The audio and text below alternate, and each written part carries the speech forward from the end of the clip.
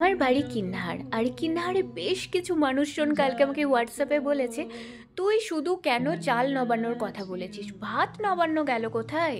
হ্যাঁ, অ্যাকচুয়ালি ভাত নবান্নর কথা বলতে গেলে কালকে ভিডিওটা অনেকটা বড় হয়ে যেত। এবার আমার যেসব বন্ধুরা নবান্ন সম্পর্কেই জানে না, তাদের এত লং ভিডিও দেখালে তারা বোরিং হয়ে যেত। সেই জন্য আমি নবান্ন উৎসবকে দুটো পার্টে ভাগ করেছিলাম। আজকে আমি তোমাদের সাথে যেটা শেয়ার করছি সেটা হচ্ছে ভাত নবান্ন। নবান্ন উৎসবের দুপুরবেলা যে আয়োজন করা হয় তাকে বলা হয় ভাত নবান্ন। এটা তোমাদের জন্য আমি নিজের ভাষায় বোঝাচ্ছি।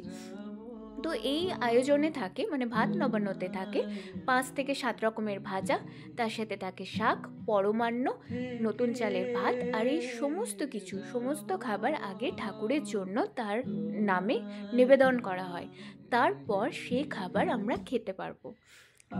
যে কোনো ঠাকুরের পুজোর ভোগ রান্নার সময় যেমন আমরা কোনো কিছু টেস্ট করতে পারি না, যে নুনটা কেমন হলো বা চিনিটা কেমন হলো, কতটা মিষ্টি দেওয়া দরকার, ঠিক তেমনই নবান্ন উৎসবেও কোনো খাবার আগে থেকে টেস্ট করা যায় না। আগে ঠাকুরের জন্য নিবেদন করতে হয়, তাদের দিতে হয়, তারপর তাকে অর্পণ করার পর নিজেরা খেতে পারি।